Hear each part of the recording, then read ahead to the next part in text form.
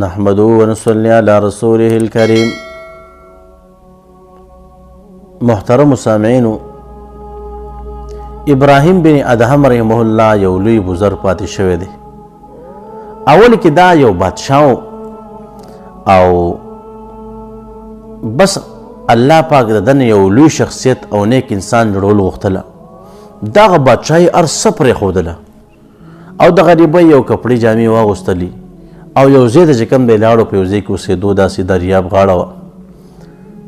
د ده چې کوم نور کسانو هغوی مشورو سوچ او فکر وکړو چې د ابراهیم بن ادهم رحم الله واپس خپل بادشاهي ته څنګه راشي، ده خو هر څه پرېښودي دي. نو هغوی په دې مشوره کې وو. یو وزیر چې کوم دی راولېږو، هغه وزیر راغی. نو هغه وزیر چې کله ابراهیم بن ادهم رحم الله خواله راغی، هغه دریاب په غاړه باندې ناست دی. د هغه زر چې کوم دی داسې هغه کفړې اغوستې دي او ورسره یو ستنه هم د ستنه. نو هغه وزیر ورته وایي چې جی تاسو هغه بادشاهي پرېښودې ده او دلته دا تاسو کومه زندګي او دا څنګه ژوند تاسو اختیار کړی دی، تاسو چې کوم دی راشئ او هغه بادشاهي او هغه زندګي واپس اختیار کړئ.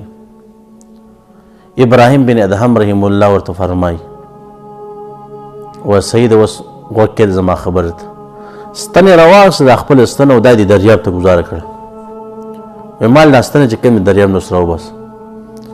هغه هم کوشش شروع کو، نور کسانو ډېر زیات خلکو چې کوم دی کوشش شروع کو، لکه ستنې لټوله، خو هغه ستن پیدا نه شوی. دا خو نه پیدا کېږي، وړه ستن ده په دې ځای کې، بس په دې اوبو دریاب کې څوک پیدا کړي.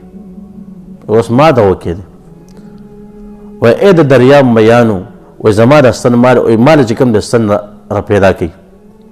بس ډېر شی میانو چې کوم دی هغوی په خولې کې چې کوم دی ستنې راویستلي، چا یو شانې قیمتي ستنه، چا بل شانتي، چا مختلف قیمتي ستنې چې کوم دی دریاب نه میانو راویستې په خوله کې. ابراهیم بن ادهم رحم الله فرمایي زما دغه قیمتي ستنې نه دي په کار، ما زما د غریبۍ هغه ساده باد ستن راوباسئ، کوم چې ما ورچېل هغه راوباسئ. نو بس یو مهي پکې چې کوم دی هغه راویستله.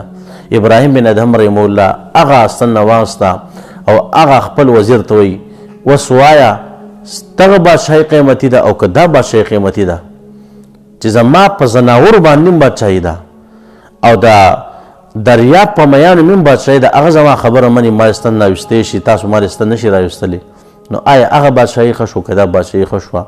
نو په دغه لحاظ سره زما دا ژوند ښه دی او زه په دې باندې چې کوم د اکتفا کومه او زما هغه بل ژوند او هغه بادشاهي نه دي په کار. نو محترمو چې هغه چونکې یو د الله د رضا دپاره او د نیک نیت یې خو هغه چې کوم د خپل هغه بله زندګي پرېښودله، نو الله پاک هغه له یو بهترین حیثیت، عزت، قدر چې کوم دی الله پاک هغه له ورکو. نو په دغه لحاظ چې کوم دی هغه ساده باد ژوند اختیار کو.